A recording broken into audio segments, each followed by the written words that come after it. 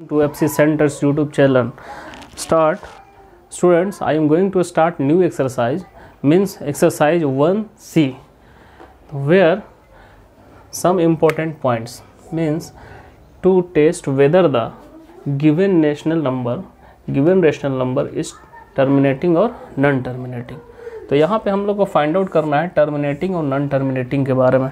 Terminating decimal क्या होता है और नॉन टर्मिनेटिंग डेसिमल क्या होता है, इसके बारे में पहले जान लें हम लोग।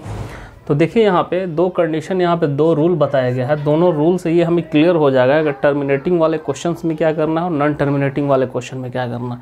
तो first point is that x is a terminating decimal. अगर x जो है कोई नंबर है टर्मिनेटिंग डेसिमल होगा, only q is in the form of q, मतलब यहाँ पे q बोला जाता है डिनोमिनेटर को लिए, जो डिनोमिनेटर होते हैं उसके लिए यहाँ पे q का इंडिकेशन किया गया। तो q का जो फॉर्मेशन होना चाहिए, फैक्टराइजेशन होना चाहिए 2 का power 5 into 5 to the power n, means 2 to the power n into 5 to the power n। इस फॉर्मेट में अगर फैक्टराइजेशन आता है तो हम लोग ये समझेंगे कि ये टर्मिनेटिंग डेसिमल है और विदाउट एक्चुअल डिवीज़न हम इसे फाइंड कर सकते हैं। जबकि अगर डिवीज़न लॉन्ग डिवीज़न मेथड से अगर इसको अप्लाई करना चाहेंगे तो कभी कम्प्लीटली डिविजिबल इसमें हो जाता है, ठीक है। और अगर नॉन टर्मिनेटिंग वाले नंबर होते हैं उसमें कम्प्लीटली डिविजिबल नहीं होता है। तो सेकंड पॉइंट्स में चल रहे हम लोग कि x is a non terminating repeating decimal. जो नॉन टर्मिनेटिंग नंबर होते हैं वो रिपीटिंग नहीं होते हैं। रिपीटिंग करने के लिए उसको देखिए क्या करेंगे, यहाँ पे इसको इस फॉर्मेट में करना होता है क्वेश्चन को। 2 टू द पावर m और m to the power n होना चाहिए। तो यहाँ पे q का वैल्यू ऐसा अगर नहीं होगा तो समझ जाइए वो नॉन टर्मिनेटिंग डेसिमल हैं। तो क्वेश्चन में देखिए, अब एक्सरसाइज में हम लोग चल रहे हैं 1C में। तो पहला क्वेश्चन में हमें ये करना था कि विदाउट एक्चुअल डिवीज़न हमें फाइंड करना है कि टर्मिनेटिंग डेसिमल है या नहीं। और जब टर्मिनेटिंग डेसिमल हम लोग फाइंड आउट कर लेंगे कि ये टर्मिनेटिंग डेसिमल है तो उसका डेसिमल एक्सपेंशन भी फाइंड आउट करना है।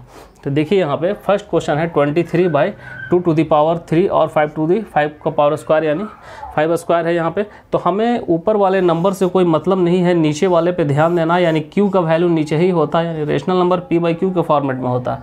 तो q वाले नंबर को यहाँ पे हम लोग लिखे हैं 2 का पावर 3 है, 2 को 3 टाइम्स लिखे, 5 स्क्वायर है, 5 को 2 टाइम्स में लिखे हैं। यानी इस फॉर्मेट में हमें मिल जाता है कि 2 का पावर m इंटू 5 का पावर n इस फॉर्मेट में आ जा रहा है।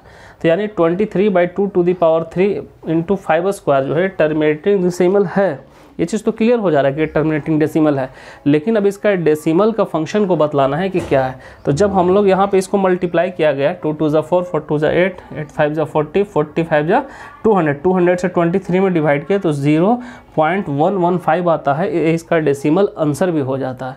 तो फर्स्ट टाइम में हम लोग को फाइंड ये करना था कि ये टर्मिनेटिंग डेसिमल है या नहीं। अगर ये आ जाता है कि है तो इसको डेसिमल में आंसर को ले आना है, तो वो भी आ चुका है।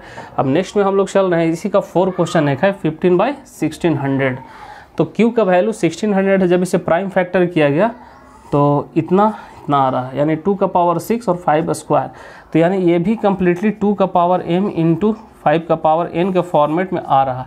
इसलिए 15/1600 जो है वो टर्मिनेटिंग डेसिमल है।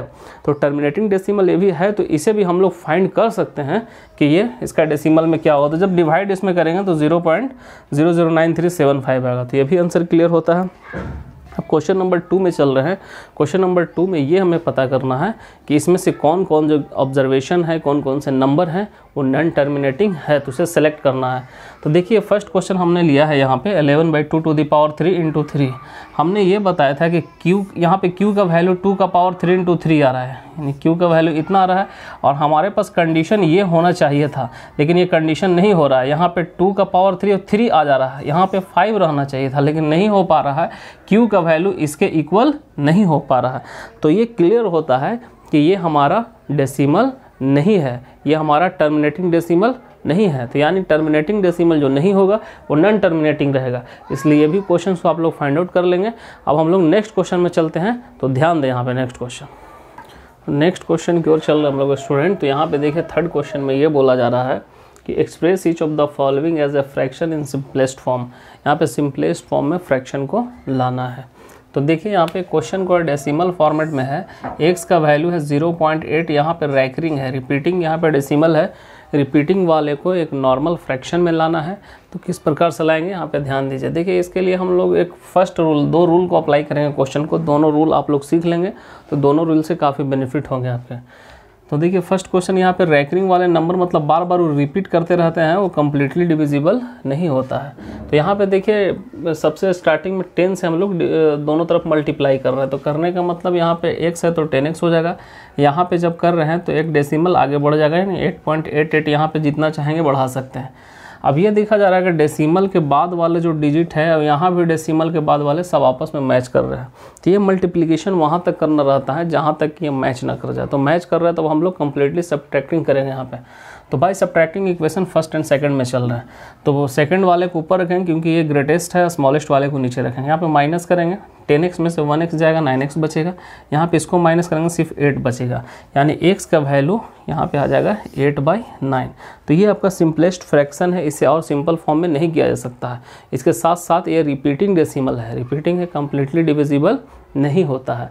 एक और एग्जाम्पल यहाँ पे लिए क्वेश्चन लिए हैं, क्वेश्चन नंबर 6। यहाँ पे ये है क्वेश्चन नंबर 6, लेकिन इसे कोशिश किया गया है कि दूसरे मेथड से हम बना रहे हैं। ये एक फर्स्ट मेथड आपको क्लियर है, सेकंड मेथड देख लीजिए। जब इस टाइप से क्वेश्चन रहते हैं, यहाँ पे 0.3 है, 3 पे यहाँ पे रैकरिंग नहीं है, सिर्फ 6 और 5 पे है। तो देखिए शॉर्टेस्ट फॉर्म में है, यहाँ पे डेसिमल के बाद वाले जो नंबर है इसको पूरा यहाँ पे लिख दिया गया। अब डेसिमल के बाद और यहाँ पे रैकरिंग से पहले कोई एक नंबर है, उस नंबर को क्या कर देते हैं, माइनस करते हैं। कोई भी नंबर नहीं रहता तो -0 होता। अब यहाँ पे देखना डेसिमल के बाद 3 डिजिट है, तो यहाँ पे 1 के बाद 3 0 होगा माइनस। अगर इक्वल टू के बाद नहीं, अगर इक्वल डेसिमल के बाद और रैकरिंग से पहले कोई एक डिजिट है तो यहाँ पे 1 0 बैठेगा। 2 डिजिट रहता तो 2 0 बैठता। इसी तरीके से बढ़ाते चले जाते, तो यहाँ पे माइनस करेंगे तो 362 आएगा, 1000 में से 10 माइनस करेंगे तो इतना आएगा। जब इसे डिवाइड किया जाएगा, दोनों में 2 से डिवाइड किए तो ये आ रहा। तो ये हमारा आंसर होता है, यानी एक्सरसाइज आपका ये 3(1)C क्लियर होता है। अब हम लोग नेक्स्ट एक्सरसाइज में चल रहे हैं, तो देखिए ध्यान से देखिए यहाँ पे। Okay students, pay attention on board. Next question number 3 exercise next में हम लोग चल रहे हैं, एक्सरसाइज 1D में। एक्सरसाइज 1D का फर्स्ट क्वेश्चन में सम इम्पॉर्टेंट डिफिनेशन है, रेशनल, इरेशनल, रियल नंबर। ये तो आप लोग को पहले ही से पता है, इसको आप लोग वहाँ पे नोट डाउन कर लेंगे। नेक्स्ट क्वेश्चन नंबर 2 है, उसमें आपको सेलेक्ट करना है कि कौन कौन से नंबर रेशनल है, कौन कौन से इरेशनल है। तो ये 9 क्लास में भी पढ़ा हुआ चीज़ है। रेशनल और इरेशनल का डेफिनेशन से आप लोगों को पता है कि रेशनल किसे कहते हैं और इरेशनल क्या है, तो उसे आप लोग मार्क कर लेंगे उसमें से गिवन ऑब्जर्वेशन में से। इसलिए क्वेश्चन नंबर 3 में हम लोग डायरेक्ट चलते हैं। तो यहाँ पे देखिए प्रूव करना है कि √6 इज़ इरेशनल नंबर। इरेशनल इसको प्रूव करके दिखलाना है। तो देखिए इसको प्रूफ करने के लिए सम स्टेटमेंट होते हुए स्टेटमेंट को बढ़िया से समझना पड़ेगा, याद भी करना पड़ेगा, समझना पड़ेगा। देखिए इसको, तो इफ पॉसिबल लेट 6 भी रेशनल नंबर। √6 को रेशनल नंबर पहले पॉसिबल के रूप में यहाँ पे है नहीं, लेकिन पॉसिबिलिटी को शो किया जा रहा है। इट्स सिंपलेस्ट फॉर्म, कोई भी रेशनल नंबर होता है उसका सिंपलेस्ट फॉर्म a/b में होता है, और इसके पास जो है कॉमन फैक्टर के रूप में दूसरा कोई नंबर नहीं होता। अगर 1 से इसका कंपैरिजन किया जाए तो 1 के अलावा कोई भी इसका कॉमन फैक्टर नहीं होता है। तो यहाँ पर रेशनल नंबर के फॉर्मेट में लिखा गया है कि √6 अगर रेशनल नंबर है तो a/b के फॉर्मेट में है। अगर इसे स्क्वायरिंग ऑन बोथ साइड करते हैं तो स्क्वायर से रूट कैंसिल हो जाएगा, ये a² हो जाएगा। क्रॉस मल्टीप्लिकेशन किया गया इस तरीके से तो इतना आ जाएगा। इसलिए यहाँ पे 6 जो है a² को डिवाइड करेगा, तो जब 6 a² को डिवाइड करेगा तो 6a को भी डिवाइड करेगा। ठीक है, फिर उसके बाद हम लोग चलते हैं a को, जो है a को 6c ले रहे हैं यहाँ पे, यानी c कोई सम इंटीजर्स है। लेने के बाद इसे क्या करते हैं, इसका वैल्यू इक्वेशन फर्स्ट में हम लोग पुट करेंगे।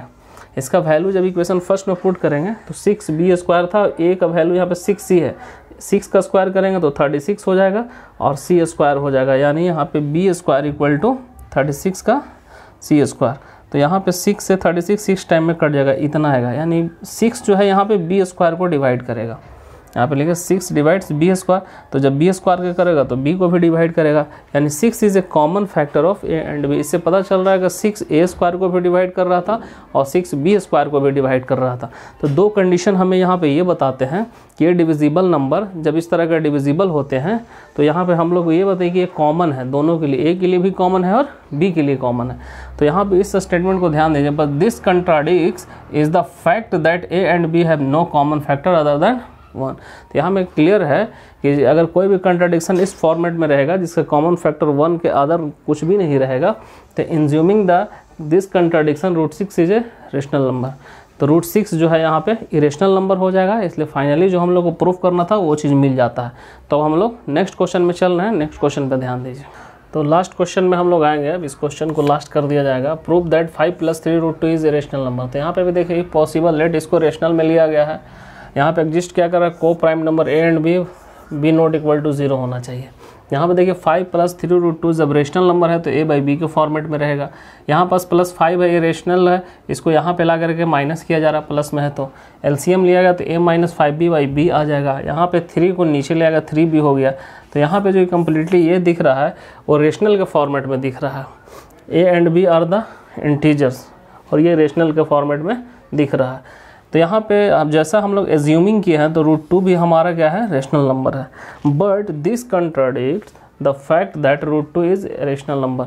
लेकिन ये फैक्ट यही है कि √2 जो होता है वो इरेशनल नंबर होता है, इसलिए आवर एजम्पशन इज़ इनकरेक्ट। हमारा जो एजम्पशन है वो इनकरेक्ट हो जाता है, इसलिए फाइनली लिख सकते हैं कि ये जो है इरेशनल नंबर है।